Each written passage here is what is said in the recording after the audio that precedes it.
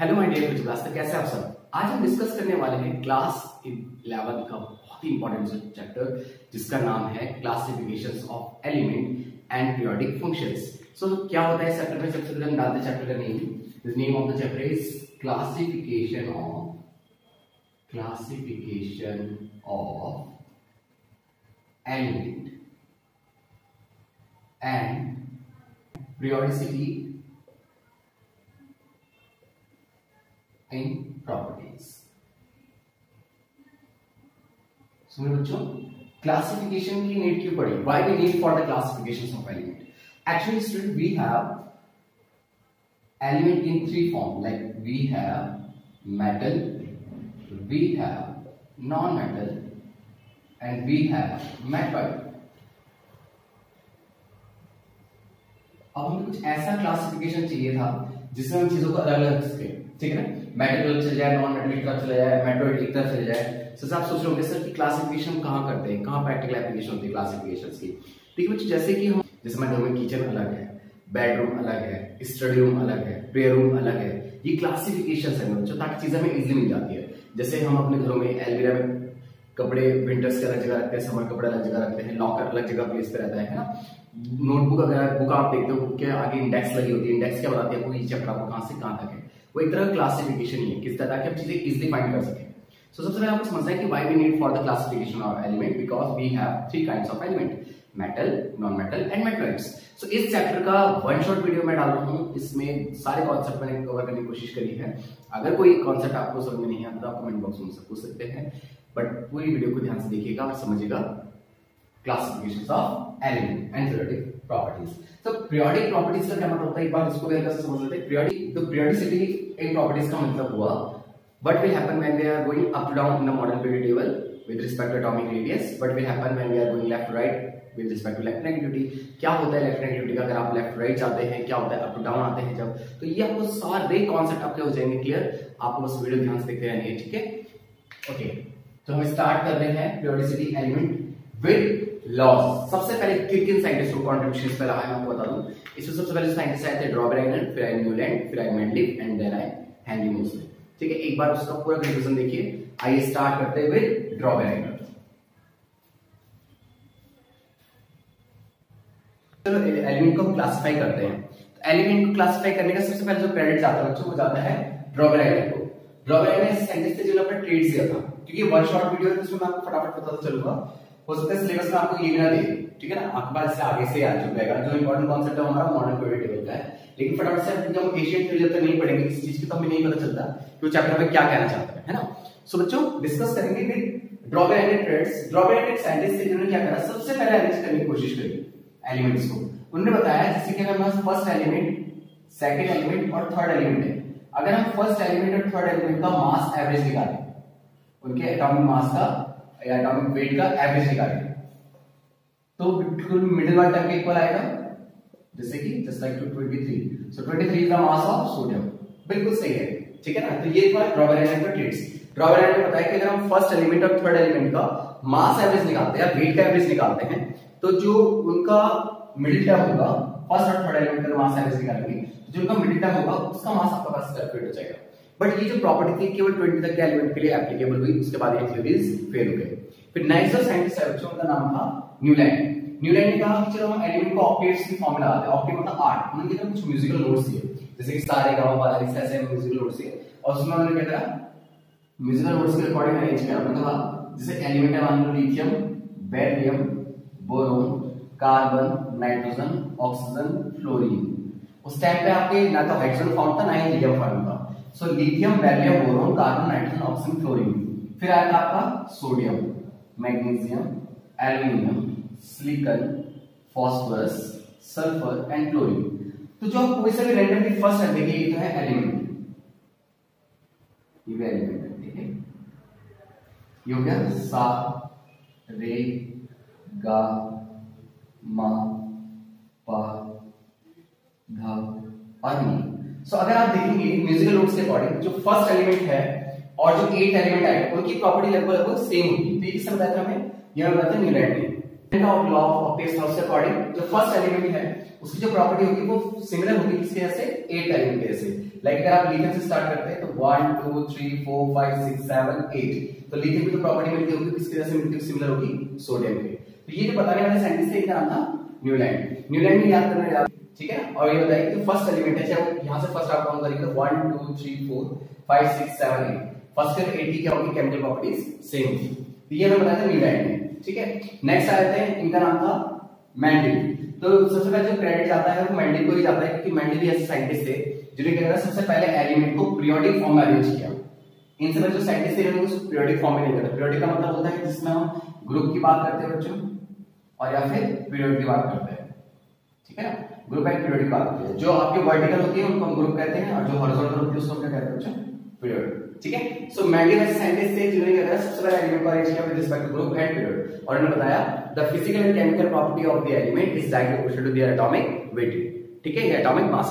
यानी कि जैसे जैसे एलिमेंट अपनी प्रॉपर्टी को चेंज करता जाएगा उसका वेट भी चेंज होता जाएगा। ये थी मेंडल की प्रॉपर्टी पीरियोडिक टेबल जिसमें हमने बताया ग्रुप और पीरियड के बारे में। और मेंडल ऐसे पहले साइंटिस्ट थे जिन्होंने 56 एलिमेंट को अरेंज किया। किसी बुक में 63 लिखा है लेकिन मैं ये जो मानता है वो 56 ही मानता है, ठीक है ना। तो उन्होंने क्या करा सबसे पहले फेस कार्ड बनाया, हर एक एलिमेंट के उन्होंने एक फेस कार्ड बनाया और उसको बॉर्ड पे पेस्ट करके अरेंज किया विद रिस्पेक्ट टू उनके एटॉमिक वेट और उन्होंने बताया the physical and chemical property of the element is directly proportional to their atomic masses, ठीक है। तो ये हमें मिलता है मेंडल के पीरियोडिक लॉ। लास्ट नेक्स्ट आता है modern periodic table. Modern periodic law भी सेम ही है, लगभग बिल्कुल सेम है। देखिए कैसे, देखिए ऐसे था ना मेंडल के time the physical and chemical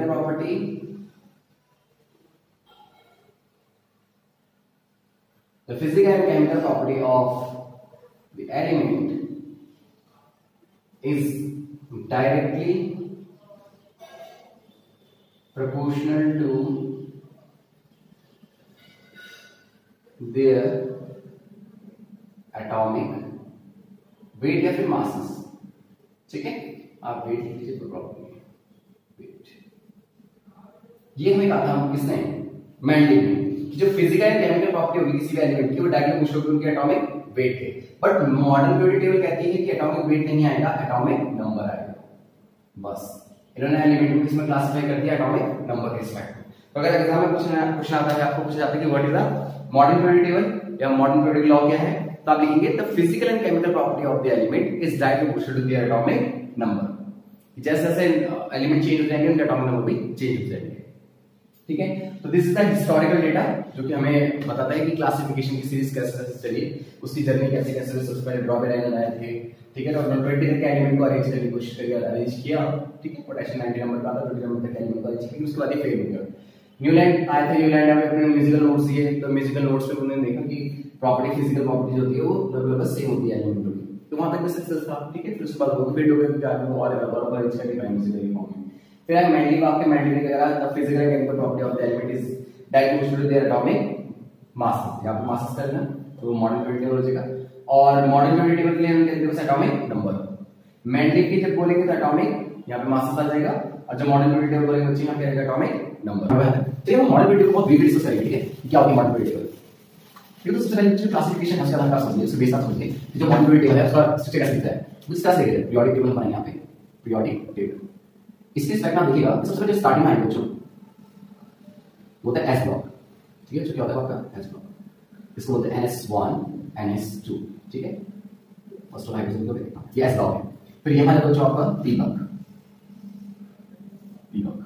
इसमें आता है normal gases helium, neon, argon, krypton, xenon, radon, ठीक है। वो आप यहां पे आते हैं।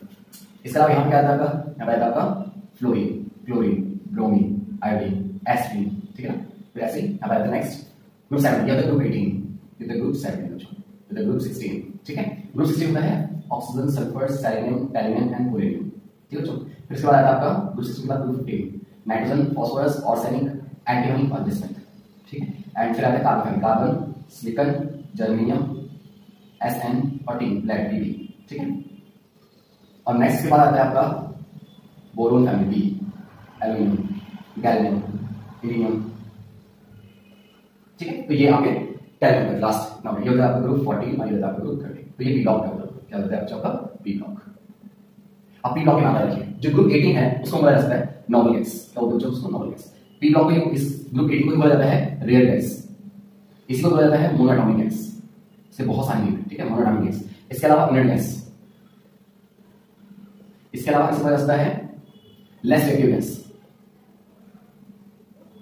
इसके अलावा इसे बोला जाता है जीरो वैलेंस गैस, ठीक है।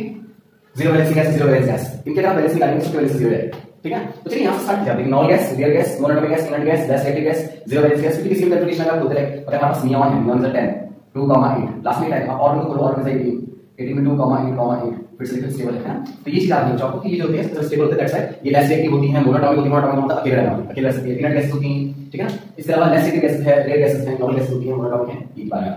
ग्रुप 17 को जो हम बोलते हैं उनका नाम होता है हैलोजन्स, हैलोजन गैसेस, ठीक है। हैलोजन्स का मतलब होता है जो सॉल्ट फॉर्म होते हैं, जो सॉल्ट फॉर्म करते हैं, ठीक है। सॉल्ट फॉर्म करने वाली गैस का नाम होता है हैलोजन्स, को बोलते हैं हैलोजन्स। जैसे NaCl सॉल्ट होता है, जैसे और बोलते हैं जैसे MgBr बोलते हैं, MgCl बोलते हैं, सॉल्ट होते हैं। तो यहां पे आ जाएगा हैलोजन्स होते हैं, सॉल्ट फॉर्म होते हैं। फिर आता है आपका चैल्कोजेंस, चैल्कोजेंस, चैल्कोजेंस का मतलब होता है जो ओर फॉर्मिंग होते हैं, ओर बनाते हैं। ओर का मतलब होता है जब आप अर्थ से कुछ निकालते हैं इम्प्योरिटी निकलता है, ठीक है ना। अब आपने जब क्लास 7 में आपने कुछ पढ़ी होगी कि हमारे पास होता है सल्फाइड की इम्प्योरिटी होती है ना, या फिर कार्बन की इम्प्योरिटी होती है। जो ये सल्फाइड वाला पार्ट है आप देखेंगे सल्फाइड साइड फॉर्म में इसमें जिंक का ओर है ना। जब हम अर्थ से कुछ चीज निकालते हैं विद इम्प्योरिटीज को मिनरल्स है, उसको थोड़ा सा प्यूरिफाई करना, वो ओर में कन्वर्ट होता है, अगर आपको बेनिफिट होगा तो। जो भी ओर आपको अर्थ से मिल रहा है तो ऑक्सीजन ओर होंगे या फिर सल्फर होंगे, सेलेनियम एसिड, ठीक है। स्पेशली फोर्थ एलिमेंट जो होता है ये चार आपके क्या होते हैं चैल्कोजेंस पे, कोई भी आपका रिएक्ट वो चैल्कोजेंस सीरीज में आता है, पर फिर उसके ग्रुप में, ठीक है। तो आपका मैंने 18 बार बता दिया, 17 बार बता दिया, आपको चैल्कोजेंस बार बता दिया। ग्रुप 3 को हम पिंकोजेंस कहते हैं, पिंकोजन। पिंको मतलब होता है सफोकेशन, जो घुटन करती है गैसेस, उन्हें हम सफोकेशन कहते हैं, ठीक है ना। पिंकोजेंस, पिंकोजेंस का मतलब होता है ऐसी गैसेस जो बहुत ज्यादा पॉइजन से चलती है, चाहे वो नाइट्रोजन हो, पी आर्सेनिक, एंटीमाइन, ठीक है। तो चलो इसी तरीके से बस कार्बन जो है कार्बन फैमिली जगह ग्रुप बी, बोरोन फैमिली जगह ट्राइडेन फैमिली, टेट्राडेन फैमिली, इस तरह से प्रोनाउंस किया जाता है। नेक्स्ट आता है हमारे पास डी ब्लॉक। डी ब्लॉक बहुत ज्यादा वर्ड है क्योंकि डी ब्लॉक स्टार्ट होता है ग्रुप, ये 1 2 दो ग्रुप यहां पे हो गए, ग्रुप 1 ग्रुप 2, यहां पे ग्रुप 3 से स्टार्ट हो जाएगा, group 3 group 4 group 5 group 6 group 7 group 8 group 9 group 10 group 11 and group 12। तो बच्चों अब ये तो ठीक है, इस तरह से स्टार्ट डी ब्लॉक। रूल आपका साथ देखेंगे ध्यान से तो आपको 10 के मिनट बच्चों फ्यूचर ग्रुप मिलता है, याद रखिए 10 ग्रुप है 3 to 12, ठीक है। अब इसमें कैसा है scandium, titanium, Valium, chromium, manganese, iron, manganese iron, iron वाला है कोबाल्ट, निकेल, कॉपर और जिंक, ठीक है। ये फर्स्ट एलिमेंट के इस तरीके से आपका एलिमेंट होता है हाइड्रोजन, असला फर्स्ट एलिमेंट होता है वैलियम, ठीक है। क्या पाएगा आपका लिथियम, इस तरह के आते हैं। अच्छा इनको क्या बोला जाता है, इनको बोला जाता है एल्कली मेटल्स, तो बोला जाता है बच्चों एल्कली मेटल्स। एल्कली मतलब होता है ऐसे मेटल जो बेस फॉर्म करता है, और इनको बोला जाता है बच्चों एल्कलाइन अर्थ मेटल्स। इनका नाम क्या है एल्कलाइन अर्थ मेटल्स, ऐसे मेटल जो आपको मिलते हैं अर्थ सरफेस में, एल्कलाइन अर्थ मेटल्स, ठीक है। इसको हम बोलते हैं transition group, transition metal. Transition metal का मतलब होता है जो दोनों से रिएक्शन करते हैं, इधर से उधर से दोनों से रिएक्शन करते हैं। पी ब्लॉक के एलिमेंट को हम बोलते हैं मेन ग्रुप, क्या बोलते हैं जिसको मेन ग्रुप, मेन ग्रुप, ठीक है। मेन ग्रुप या फिर आप इसको बोलते हैं रिप्रेजेंटेटिव एलिमेंट्स, ठीक है। एलिमेंट को रिप्रेजेंट कर रहा है केवल एकमात्र पी ब्लॉक ऐसा ग्रुप होता है बच्चों जिसमें आपको मेटल मिलेंगे, नॉन मेटल मिलेंगे, मेटल मिलेंगे, ठीक है। तो बस ऐसे याद है, ठीक है। वीडियो रिकॉर्डेड है, यस रिकॉर्डेड। तो सुनना है कि इस तरह का हमने क्लासिफिकेशन किया। अब इसमें एक चीज आती है होता है एल ब्लॉक। एल ब्लॉक जो है आपका 14 ग्रुप का कॉम्बिनेशन है, ठीक है। 14 ग्रुप होते हैं 1 2 3 4 5 6 7 8 9 10 11 12 13 14। इसमें हम जो फर्स्ट एलिमेंट होते हैं उनको हम बोलते हैं मतलब जो भी पहले से इसमें आते हैं लैंथोइड्स और दूसरा का नाम है एक्टिनोइड्स, ठीक है। क्या होता है उनको लैंथोइड्स, लैंथोइड्स एंड एक्टिनोइड्स, लैंथोइड्स एक्टिनोइड्स, ये बोलता है एल ब्लॉक एलिमेंट, ठीक है। एल ब्लॉक के एलिमेंट को क्या बोला जाता है बच्चों इनर ट्रांजिशन एलिमेंट। क्यों? क्योंकि डी ब्लॉक कैसे निकालेंगे तो एल ब्लॉक की जो पहली वाली पीरियड है उसको एल ब्लॉक की पहली पीरियड उसको बोलते हैं लैंथोइड्स, जो सेकंड वाली पीरियड उसको बोलते हैं एक्टिनोइड्स। और याद रखो बच्चों पूरे एल ब्लॉक का सब रहता है इनर ट्रांजिशन मेटल्स, जैसे एफ एस ब्लॉक का बोला जाता है alkali metals, alkaline earth metals, P block को बोला जाता है मेन ग्रुप, डी ब्लॉक को बोला जाता है transition metals and F block को बोला जाता है बच्चों इनर ट्रांजिशन एलिमेंट। तो आप लिखेंगे आंसर ग्रुप 7 में। आई होप यू अंडरस्टैंड, आपको समझ में आएगा। ये कुछ पीरियड टेबल कॉन्सेप्ट है, मॉडल पीरियड टेबल है। इसमें आपको बता दूं जो याद रखने वाली चीज है कि आप याद रखेंगे इसमें जो ग्रुप है टोटल बच्चों वो होती है 18, मतलब ऐसे वर्टिकल कितनी देखो 2 ये हैं 10 ये हैं 2 और 10 12 और 6 18, ठीक है ना। ये इसका 10 निकालें तो ये काउंटिंग नहीं आती, ग्रुप कितने आते हैं। और पीरियड होते हैं बच्चे आपके टोटल 7, ठीक है। कैसे hydrogen, lithium, sodium, potassium, rubidium, caesium, francium. So 1 2 3 4 5 6 and 7, ठीक है। तो 7 हमारे पास 1 2 3 4 5 6 7 हमारे पास पीरियड होती है। आई होप यू अंडरस्टैंड, आपको पता चला होगा कि क्या क्या हमारे पास टेबल होते हैं। याद रखना पूरी जो पीरियड टेबल है बच्चों वो 4 ब्लॉक में डिवाइड होती है, एस पी डी एफ, और इनको हम ऑर्बिटल्स कहते हैं। एस जो है ऑर्बिटल 1 से लेकर 2 तक के बीच में है, पी आपका 13 से 18 के बिटवीन है, डी आपका है बच्चों 3 to 12 के बीच में, और एफ जो है डी के अंदर से निकालेगा। ठीक है, आई होप आपको समझ में आया बच्चों कि किसको क्या बोलते हैं। याद रखना कि नोबल गैसेस कहां होती है, कहां होती है, कुछ भी पूछा जाता है कि given the positions where the zero valence gas are present, तो जीरो गैस कहां प्रेजेंट होती है, ग्रुप 18। ठीक है, given the name of the group where the monoatomic gases are exist, तो ग्रुप 18 में यहां एग्जिस्ट करते हैं। ठीक है बच्चों, ये क्वेश्चन किस तरीके से पूछा जा सकता है, इसलिए अच्छे से याद करना। ठीक है, चलिए अब डिफरेंस देखो, ये भी मेटल है, ये भी मेटल है, लेकिन ये सॉफ्ट मेटल होते हैं। ऐसे मेटल जो आप नाइफ से कट कर सकते हैं, तो वो कहां पे आते हैं, सॉफ्ट मेटल, ऐसे ब्लॉक पे। जो मेटल बहुत हार्ड होता है वो कहां पे आते हैं, डी ब्लॉक में। ठीक है, तो ये भी आप याद रखेंगे अबाउट पीरियोडिक टेबल।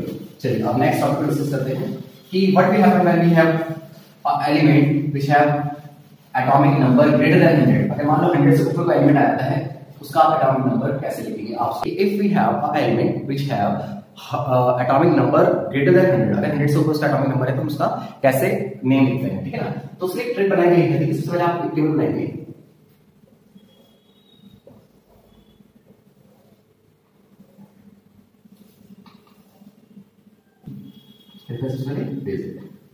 फिर लिखना है उसका रूट नेम, फिर लिखना है डिजिट, लिखना है उसका रूट नेम। ठीक है बच्चों, फिर उसके बाद लास्ट में आपको क्या करना है, रूट नेम लिखने के बाद आप क्या करना है, एब्रिविएशन। एब्रिविएशन मतलब हम शॉर्ट टर्म उसको क्या यूज कर सकते हैं।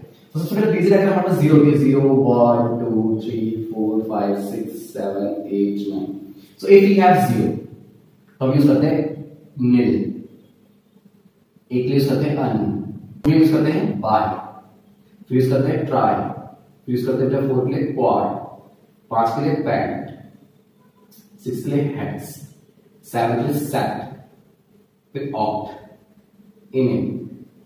ठीक है, ई डबल इनिन। ठीक है ना, बस इस तरह से एब्रिविएशन होता है कि फर्स्ट लेटर कैसे सेट करें, लेकिन फर्स्ट लेटर लिखो N U B T Q P H S O E. ठीक है, हमारे पास एक एलिमेंट है 104, तो 104 में फर्स्ट एलिमेंट जो है उसका आ जाएगा 1 आ जाएगा अन, 0 आ जाएगा नील, 4 क्या आएगा जो आपका क्वाड। और यहां से लिखने के बाद आपको यूज करना है लेटर इसका प्लस आई यू एम। ठीक है, आई यू एम इस सब लगाना है आपको, जितनी 100 का अमाउंट है, तो इसका नाम हो जाएगा unnilquadium. Like we have 107 and the name of the element is un-nil sactium। ठीक है, आई होप अंडरस्टैंड आपको समझ में आ रहा होगा हम कैसे कैसे लिख रहे हैं, बहुत शॉर्ट शॉर्ट लिख रहे हैं। और मान लो कि इस एलिमेंट का मुझे नंबर लिखना है, शॉर्ट लिखना है इस एलिमेंट को, तो मैं कैसे लिखूंगा, u nil का n और क्वाड का q। इस एलिमेंट को ऐसे रिप्रेजेंट करेंगे हम, इस एलिमेंट को ऐसे रिप्रेजेंट करेंगे u n s। ठीक है ना, सो आई होप यू अंडरस्टैंड आपको समझ में आ रहा है कैसे कैसे करना है बच्चों में। ठीक है ना, बस इस तरह का। फिर लिखो 109 का क्या नेम होगा, 108 का लिखिए, इसके बाद नेम होगा 108 का। चलिए 1 पे क्या लिखते हैं हम, फन, 0 पे क्या लिखते हैं बच्चों, मिल, और क्वाड के क्या लिखते हैं, 8 के लिखते हैं ऑक्ट, ऑक्टियम। ठीक है, और शॉर्ट में क्या होगा u n और o। ठीक है, स्मॉल स्मॉल लेटर लिखना करो हमेशा ऐसे। ठीक है ना, आई होप यू अंडरस्टैंड, आपको समझ में आ रहा है क्या कैसे हम कह सकते हैं if we have a number greater than 100। ठीक है, चलिए इस ट्रिक को आपको लर्न करना है, नोट डाउन कीजिए। चलिए तो सबसे पहले हम डिस्कस करने वाले हैं बच्चों इसमें पीरियोडिक रेडियस के बारे में, पीरियोडिक प्रॉपर्टीज के बारे में बात होनी स्टार्ट हुई है। सबसे पहले हम बात करेंगे एटॉमिक रेडियस की, एटॉमिक रेडियस। सो बच्चों किसी भी एटम के अंदर हम डालेंगे atomic radius, atomic radius. So atomic radius में आप देखेंगे जैसे फर्स्ट 3 एलिमेंट का सुना था, हाइड्रोजन, लिथियम और सोडियम का। देखिए हाइड्रोजन ये है, ये लिथियम है, और ये आपका सोडियम है। तो किसी न्यूक्लियस के सेंटर से, किसी एटम के न्यूक्लियस से उसके आउटमोस्ट सेंटर जो डिस्टेंस होता है उसी को बोलते हैं उसकी एटॉमिक रेडियस। और एटॉमिक रेडियस किसी एलिमेंट की सबसे इंपॉर्टेंट प्रॉपर्टीज होती है उसकी फिजिकल केमिकल टर्म्स को समझने के लिए। ठीक है ना, उसकी प्रॉपर्टी को समझने के लिए, फिजिकल प्रॉपर्टी केमिकल प्रॉपर्टी को समझने के लिए एटॉमिक रेडियस सबसे इंपॉर्टेंट टर्म है। तो मैं बच्चों जैसे हाइड्रोजन होता है 1, लिथियम होता है 3 2 1, सोडियम होता है 11 2 8 1, तो when we are going up to down the modern period table, क्योंकि मैंने एक ही ग्रुप का एलिमेंट लिखे हुए हैं, अगर हमें पोटेशियम को बनाने के कोशिश करो, पोटेशियम का 19, so 2, 8, 8, 1, so we have 1, 2, 3 and 4. So what will happen when we are going up to down the modern period table, the size continuously increases due to new shell added in the outermost cell. यहाँ पे एक ही shell है, यहाँ पे दो shell है, यहाँ पे तीन शेल है, 4 शेल है। So जब ग्रुप अप डाउन है बच्चे, तो ट्रेंड ये कहता है कि लेफ्ट अप टू डाउन होने पे एटॉमिक रेडियस कंटिन्यूअसली इंक्रीज होती है, ठीक है, कंटिन्यू क्या होती है, इंक्रीज होती है।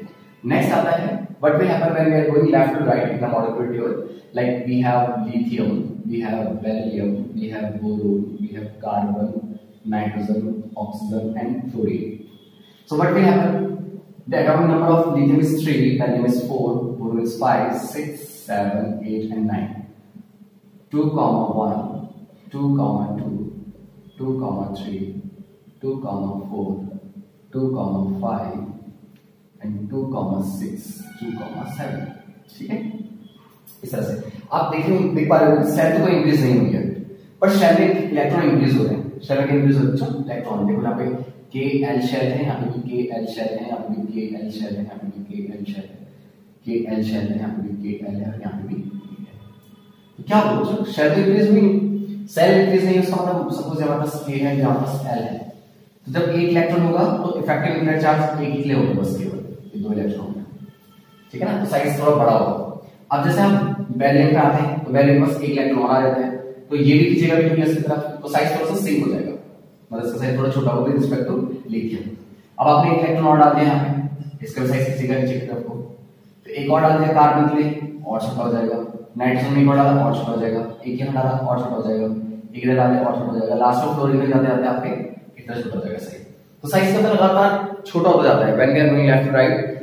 तो क्या होता है बच्चों, साइज कंटिन्यू इंक्रीज इसलिए हो रहा है क्योंकि न्यू शेल इंक्रीज हो रही है, बट उसे सेल में इलेक्ट्रॉन इंक्रीज होने लगे हैं। मान लो एक रूम है आपके पास, एक बच्चे को आपने उस रूम में भेजा, बोला इस रूम में खेलो, तो आराम से खेल सकता है उस रूम में।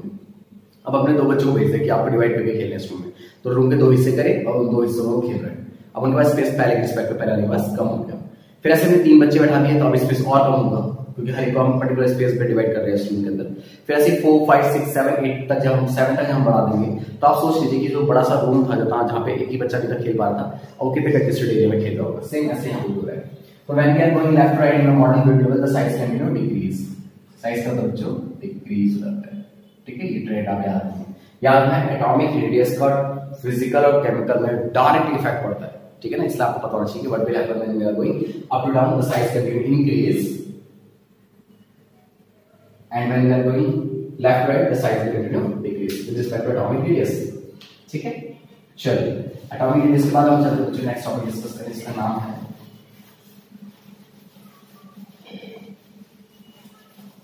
Covalent radius. नेक्स्ट है covalent radius, covalent radius.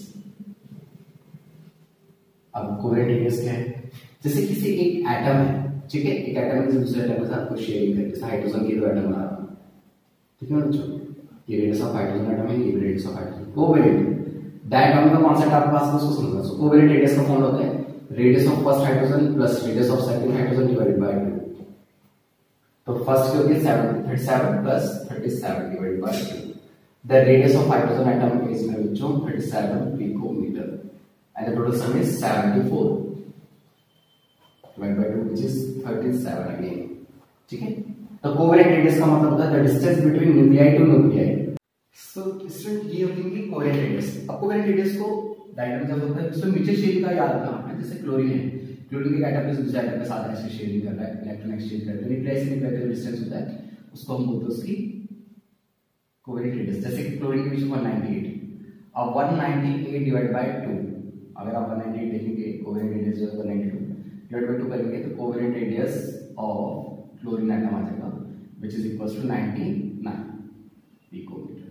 Chlorine molecules के लिए उसकी जो कोवेलेंट रेडियस होती है centre of the nucleus and the atoms of the mean positions of the share pair of electron between the bond atom is known as covalent radius. तो ये होती है इसकी कोवेलेंट रेडियस, ठीक है ना। चलिए नेक्स्ट देखते हैं मेटालिक रेडियस का हम बात करेंगे तो नॉर्मल से बात है, मेटालिक रेडियस में मेटल्स आएंगे। मेटालिक रेडियस में क्या होगा, जैसे हमारे पास कॉपर है बच्चों, कॉपर के दो एटम, ठीक है। तो यहाँ पे डिस्टेंस होता है 256 पिकोमीटर का होता है, न्यूक्लियस से न्यूक्लियस डिस्टेंस होता है।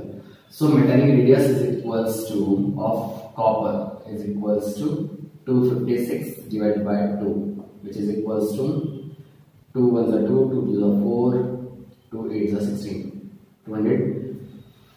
128 picometre is a metallic radius between copper atom. दो कॉपर मेटल्स के आपस का जो डिस्टेंस, आप सोचोगे कि कोवेलेंट का डायग्राम अवेलेबल होगा, ऐसे कोवेलेंट हम ओवरलैपिंग दिखा सकते हैं बेटा, ऐसे शो कर सकते हैं हाइट उनकी यहां से यहां तक है, ठीक है, ऐसे दिखा सकते हैं, ऐसे शो कर सकते हैं। बट इसमें हम ओवरलैपिंग नहीं शो कर सकते, मेटालिक को ओवरलैपिंग नहीं होती कभी, मेटल में ऐसे शेड होती है इलेक्ट्रॉन, ठीक है जी। The distance between two nearby atom, the distance between nuclei of two nearby atom is known as metallic radius. Divide by 2 इसलिए कर रहे हैं ताकि हम उसकी रेडियस का बता सकें, ठीक है, तो डायमीटर आ जाएगा, कैसे लिखेंगे डिस्टेंस का, ठीक है। Metallic radius I hope understand याद है। वंडर वॉल्स रेडियस, अब वंडर वॉल्स रेडियस का क्या होता है, जैसे दो क्लोरीन एटम है, दो क्लोरीन एटम के, ये दो क्लोरीन एटम है, इन्होंने मिलकर मॉलिक्यूल्स बनाया, तो क्लोरीन मॉलिक्यूल्स से क्लोरीन मॉलिक्यूल्स है, दो क्लोरीन मॉलिक्यूल्स के नियर बाय जो एटम है उनके बीच का डिस्टेंस होता है, वो होता है लगभग 360 पिकोमीटर, ठीक है डिस्टेंस। इसका हमको हाफ करना है, सो वंडर वॉल्स रेडियस, ये सबसे लार्ज रेडियस क्या होगा 360 divided by 2 which is equals to 180 picometre. So van der Waals radius क्या होगा आपको समझ आएगा है कि आपने करना है दो क्लोरीन मॉलिक्यूल्स देखा है, जैसे आपने कोई भी दो डायटोमिक जैसे कि हाइड्रोजन नाइट्रोजन, ऐसे कोई भी दो गैसेस एटम के, दो गैसेस मॉलिक्यूल्स के जो नियर बाय एटम होंगे उनके न्यूक्लियस से न्यूक्लियस के डिस्टेंस होता है उसका हाफ। तो न्यूक्लियस मान लो क्लोरीन ये मॉलिक्यूल से क्लोरीन मॉलिक्यूल से दो क्लोरीन हो गए, दो क्लोरीन के क्लोरीन तक के न्यूक्लियस के जो बीच का डिस्टेंस है उसका हाफ, उसी का हाफ कहलाएगा जो आपका wonder Waals radius. I hope you understand, आपको समझ में आएगा। नेक्स्ट आती है आयनिक रेडियस। अब आयनिक रेडियस का ट्रेंड बहुत अलग है बच्चों, देखो आयनिक का मतलब होता है किसी के साथ शेयरिंग नहीं कर रहा, बस अपना इलेक्ट्रॉन या तो गेन करें इलेक्ट्रॉन या फिर इलेक्ट्रॉन लूज करें। लाइक वी हैव सोडियम, अब सोडियम ने इलेक्ट्रॉन दिया तो सोडियम हो गया पॉजिटिव 2,8,1 2,8। सो ये होता है आपका, देखिए सोडियम है बच्चों वो क्या करता है, सोडियम का जो होता है वो होता है यस, सो जो सोडियम होता है उसकी एटॉमिक रेडियस होती है 186 पिकोमीटर, क्योंकि पहले उसके पास 3 शेल है, लेकिन जब वो इलेक्ट्रॉन दे देता है, जब ये इलेक्ट्रॉन दे देता है रहते हैं 95 पिकोमीटर। अब याद रखना कि इसमें इलेक्ट्रॉन कितने हैं 11, प्रोटॉन्स कितने हैं ऑल्सो 11, लेकिन यहाँ पे इलेक्ट्रॉन हो गए 10 और प्रोटॉन कितने हो बच्चों 11 के 11, क्योंकि जब हम डोनेट इलेक्ट्रॉन करेंगे सिर्फ इलेक्ट्रॉन डोनेट होगा। ऐसे क्या होगा, इफेक्टिव न्यूक्लियर चार्ज होगा पॉजिटिव का बढ़ जाएगा, इफेक्टिव न्यूक्लियर चार्ज क्योंकि 10 इलेक्ट्रॉन के बढ़ जाएगा तो उसका साइज थोड़ा सिंक हो जाता है। तो याद रखना कि जो एटॉमिक, जैसे हम कैटायन की बात करेंगे तो Na का size with respect to Na positive is greater, याद रखना बच्चों, ठीक है। मेटल में हमेशा ऐसे ही होता है, कैटायन में हमेशा क्या होता है आयनिक रेडियस डिक्रीज होती है आयनिक होने पे, है ना। अगर मेटल अपना इलेक्ट्रॉन लूज कर रहा है तो उसका साइज क्या होगा डिक्रीज होगा।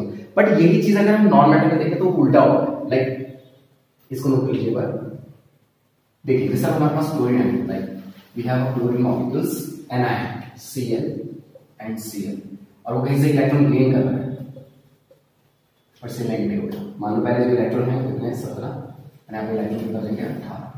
अब प्रोटॉन्स कितने हैं इसमें 70 और यहाँ प्रोटॉन कितने हैं 70। अब देखिए यहाँ पे इलेक्ट्रॉन तो बराबर है प्रोटॉन के, लेकिन यहाँ पे इलेक्ट्रॉन ज्यादा हो गया, इलेक्ट्रॉन ज्यादा हो गया तो इनका साइज फैलेगा क्योंकि अब फोर्स वीक हो जाएगा ना। तो जो पहला साइज होता है वो होता है 99 पिकोमीटर, जैसे कि मैंने आपको होता है पिकोमीटर होता है। किसको हो रही साथ साथ सूडो इलेक्ट्रॉनिक कन्फर्मेशन भी आ गया उसके पास, यानी कि 18 हो गया वो, है ना।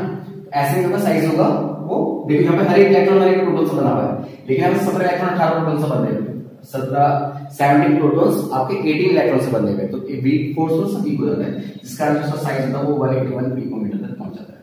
याद रखना एनायन का साइज बड़ा होता है, नेगेटिव में रूल उल्टा है। अब मतलब जैसे सोडियम के केस में था तो सोडियम का साइज बड़ा था ना, इसमें क्लोरीन नेगेटिव का साइज बड़ा होगा विद रिस्पेक्ट टू क्लोरीन। जो मेटल्स होते हैं उनका साइज अपने पेरेंट साइज से छोटा हो जाता है, ठीक है, लेकिन जो नॉन मॉडल मेटल होते हैं उनका साइज बढ़ जाता है अगर वो सूडो इलेक्ट्रॉनिक कन्फर्मेशंस अचीव कर लेते हो। इसे कहते हैं बच्चों इसकी आयनिक रेडियस। आयनिक रेडियस का मतलब होता है जब आयनिक फॉर्म में आ रहे होते हैं, जब आयनिक हो जाता है एलिमेंट, ठीक है ना। तो आई होप यू अंडरस्टैंड, आपको समझ में आया होगा ये कॉन्सेप्ट। याद रखना कि जो नेगेटिव आयन का साइज इंक्रीज होता है, मेटल का साइज हमेशा डिक्रीज होता है। चलिए कुछ वैसे। तो नेक्स्ट टॉपिक आ जाता है आपका आयनाइजेशन एंथैल्पी। आयनाइजेशन एंथैल्पी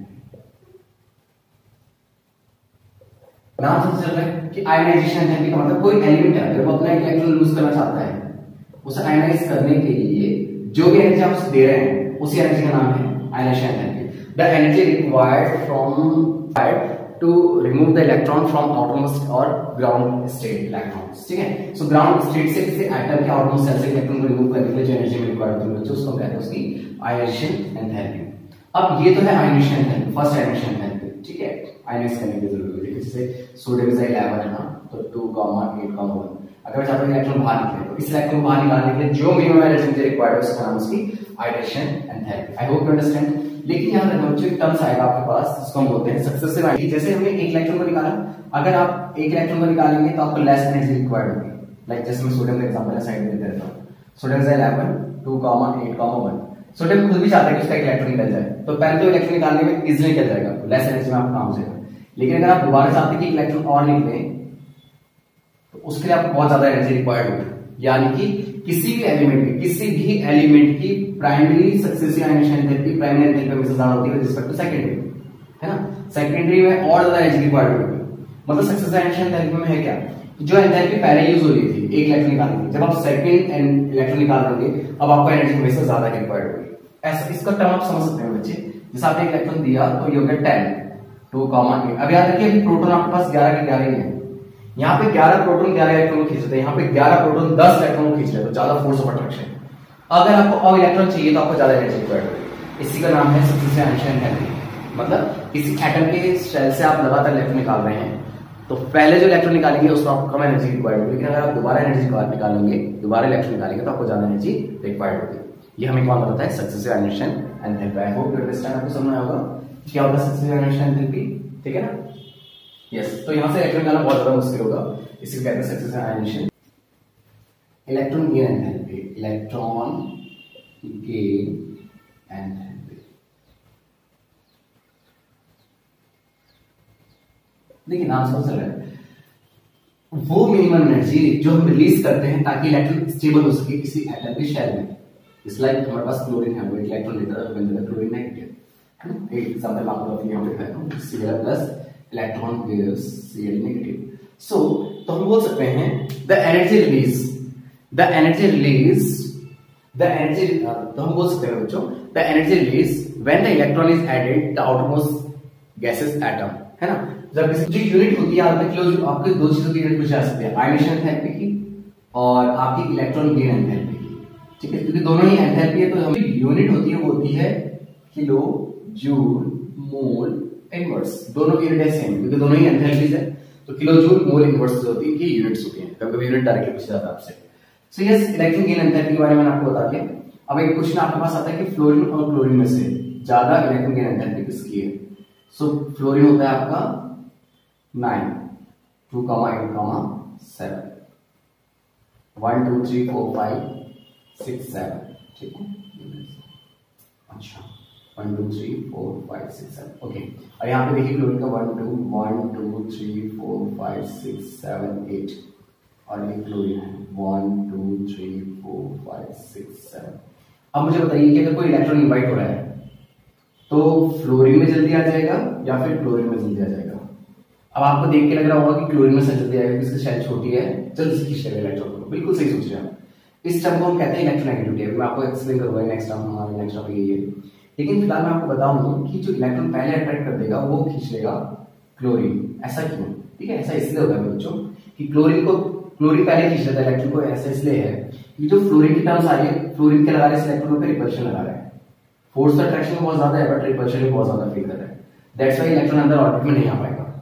जबकि यहाँ पे साइज इतना बड़ा है कि जो फोर्स लग रहा है ना, जो रिपल्शन फोर्स लग रहा है, जो शील्डिंग इफेक्ट वाला होता है, वो बहुत वीक पड़ जाता है। इलेक्ट्रॉन जो रोकने की कोशिश करे बहुत वीक पड़ जाता है इसमें, तो ये इजिली अंदर ऑर्बिट में आ जाता है। यानी कि क्लोरीन पहले ऐड करता है electron with respect to fluorine. Fluorine से पहले इलेक्ट्रॉन अपने ऑर्बिट में क्लोरीन एडजस्ट करता है। आई होप यू अंडरस्टैंड, आपको समझ आएगा। ये स्क्रीनिंग इफेक्ट या शील्डिंग इफेक्ट के कारण ऐसे बोल सकते हैं, ठीक है। उसके कारण ऐसा होता है। बाकी मैंने आपको बता दिया कि क्लोरीन जो होता है उसके जो आउटसाइड इलेक्ट्रॉन होते हैं वो इतना ज्यादा रिपल्शन नहीं मार पाते, जिस कारण वो आसानी से अंदर आ जाता है। भले फोर्स बहुत वीक होता है बट फिर भी अंदर आ जाता है। इस वजह से फोर्स तो बहुत अट्रैक्ट है बट बहुत स्ट्रॉन्ग, बट क्या होता है कि रिपल्शन बहुत हाई है, दैट्स जो रिजल्टेंट फोर्स बनता था वो वीक हो गया विद रिस्पेक्ट टू क्लोरीन। चलिए अब आते हैं इलेक्ट्रोनेगेटिविटी में। Next term is electronegativity. So electronegativity EN, short में EN कहते हैं इसको।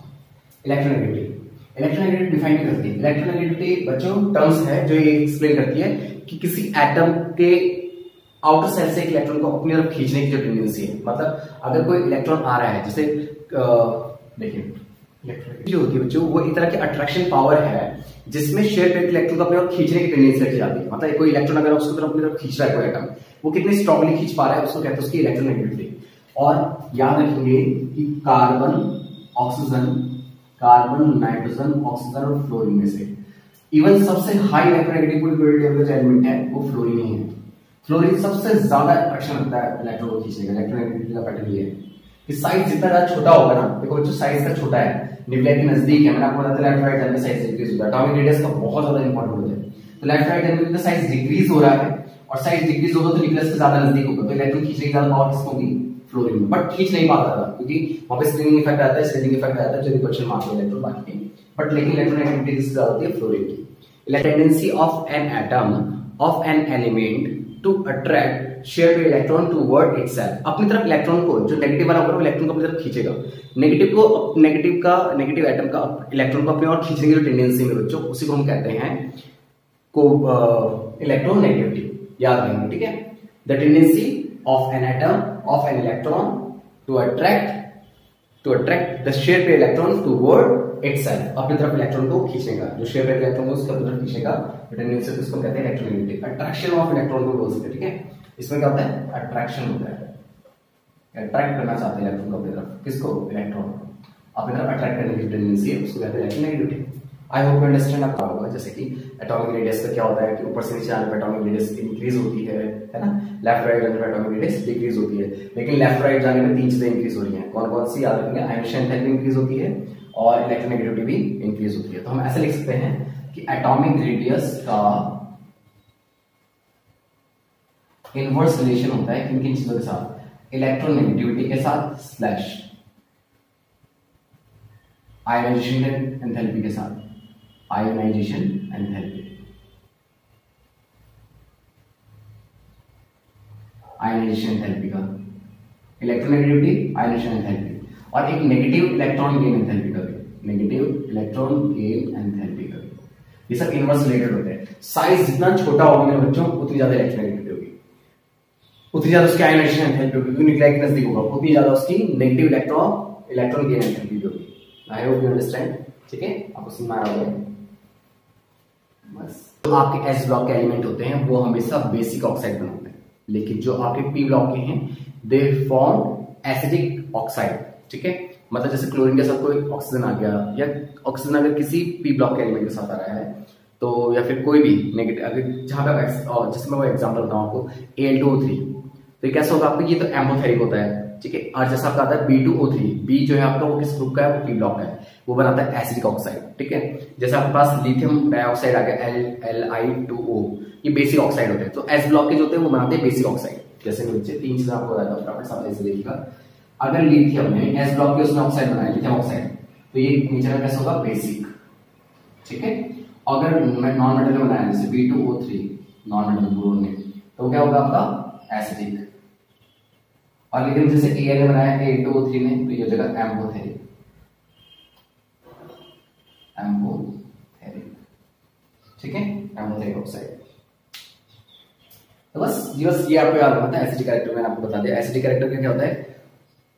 अप टू डाउन होने पे, ठीक है, ऊपर से नीचे आने पे बेसिक कैरेक्टर इंक्रीज होता है, अप टू डाउन आने पे बेसिक नेचर इंक्रीज होता है, लेकिन एसिडिक कैरेक्टर डिक्रीज होता है। एसिडिक नेचर क्या होता है? डिक्रीज होता है, ठीक है। लेफ्ट राइट जाने पे एसिडिक कैरेक्टर इंक्रीज होता है, लेकिन बेसिक कैरेक्टर क्या होता है? डिक्रीज होता है, basic character decrease.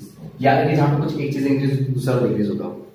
S block के जो मेटल होते हैं दे फॉर्म बेसिक ऑक्साइड, और पी ब्लॉक के जितने भी एलिमेंट है वो कैसे ऑक्साइड बनाते हैं? वो कैसे ऑक्साइड बनेंगे बच्चों? बनेंगे एसिडिक ऑक्साइड, ठीक है। बस ये याद रखें।